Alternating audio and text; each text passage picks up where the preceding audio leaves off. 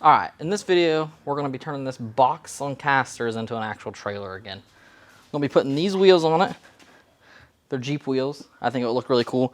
I have some fenders I'm not sure if they're going to work yet. I have an axle back there with the drop spindles, 4-inch drops. Not sure if it's going to work yet. I have the old leaf springs that I'm going to be putting on with the new axle, which I'm not sure if it's going to work yet. I'm going to attach the tongue to the trailer, which I'm pretty sure that will work, and I'm probably just going to weld it solid versus bolting it on. So I'm going to bolt it and weld it so it doesn't rattle. And I'm going to put the toolbox back on, which those are pretty easy things. And then I'm going to have to figure out how I want to do the tongue. I did a video on the tongue originally, but that was for the height of my Jeep. But I've since got a truck. That's why I've painted it white, because my truck's white, versus yellow, which my Jeep was yellow. So we're going to back the truck up to it and see if I can get the height and everything to work out right. But let's get it going. I think I want to start by putting the axle on it. Then I'll put the tongue on it afterwards, but let's go. All right, so here's the new axle. It's that one that doesn't have the hubs on it at the top. Here's the old axle. This is the one I made in that other video. People said that it's going to bend, which I don't disagree with them, but I think it was strong enough. This one is definitely much stronger than this one is. I got this one from Southwest Wheel Company. It was made to my specifications, which I think was like 65 inches or something. But I can look that up if anybody's wanting to put a drop axle on a Harbor Freight trailer. But yeah, so here's my old axle. I bought those hubs that I'm not going to be able to use because those are different spindles. But in that box there, I have hubs and clamps for the leaf springs for that axle. So I'm going to take this apart and see what I can start doing. Alright, so the first problem has come up. This plate up here on the top, the holes are not quite wide enough to reach around the spring here. So what I've done is I've taken see how it overlaps here? But what I've done is I've widened these holes up here a little bit with a step bit, so that way that these rings, or whatever you want to call them, straps, can fit around there. But I've made the holes a little bit bigger, so I'm going to have to put a washer on there. But I have some big washers that will fit and take up that slack. So that's the first little hurdle. Not a big deal. But I want to swap out that plate and see if that fixes my issue to make sure that that's straight. And then we'll go from there. And then I'll probably end up doing everything before I weld this little piece on. I'll probably get some weight on it, tack it on there. So that way I know everything's nice and straight before I weld that and then weld it all crooked. So, time to put this plate on. Alright, so wallering out those holes a little bit worked. They are not squeezing the shack or the spring. They're on there well.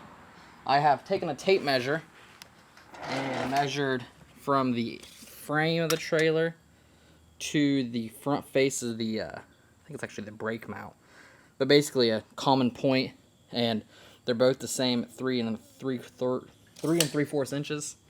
I've jiggled these the springs to make sure everything's all kind of not bound up and everything's in the center there. Got everything kind of finger tight. I also put the axle on some jack stands, so that way it's perfectly straight, so the heavy part's weighing down. The axle the trailer is sitting on there pretty level. But yeah, same gap. So what I want to do is I'm going to double make sure that the trailer's level, and then I'll tighten down those bolts.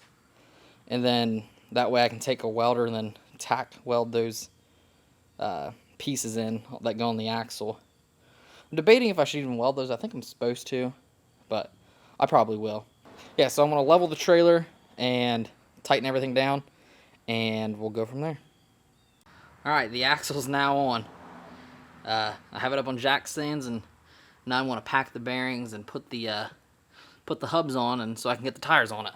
So it came with some hubs and a bunch of bearings, so I don't remember where those are at, probably in there. But I want to get those on there and packed in, and we'll see how that looks.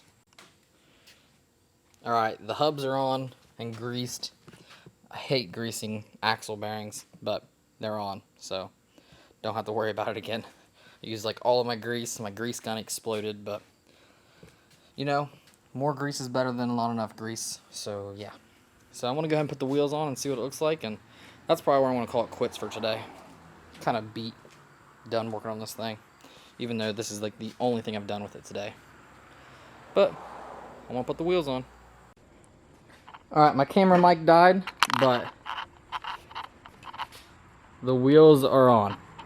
It's still a little higher than I would have liked, but I'm definitely glad I got the axle that drops it down a bit. I mean, honestly, it doesn't even look like it dropped it any. I'll have to compare it to some pictures or something. But it's looking good. I gotta take those caster wheels off, put the tongue on, all that crap, but so far it's pretty happy with it. The axle definitely supports the weight a lot better than the other one. The wheel isn't really curved at all, or like cambered in at all. Looks pretty good. Pretty happy with it. Next thing would be putting the tongue on. Alright, I'm trying the Rode mic without the but just the afro thing on it. This thing.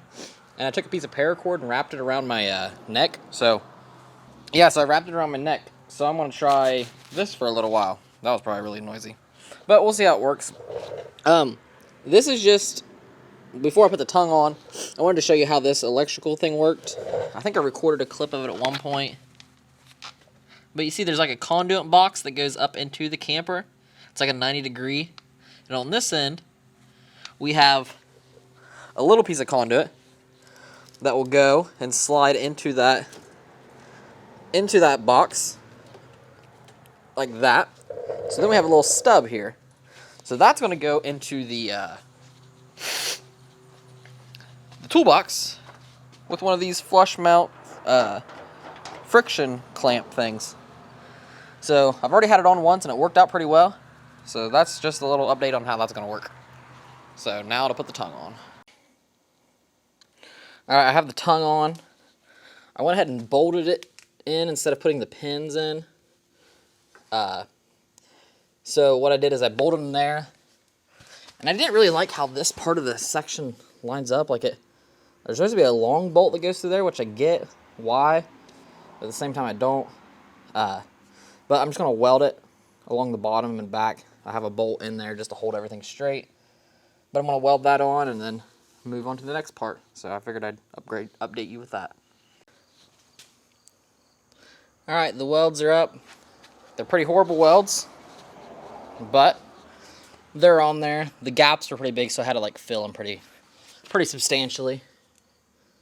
That one's not horrible. I want to throw some black paint on there and then put the tongue box on. So let's get to it.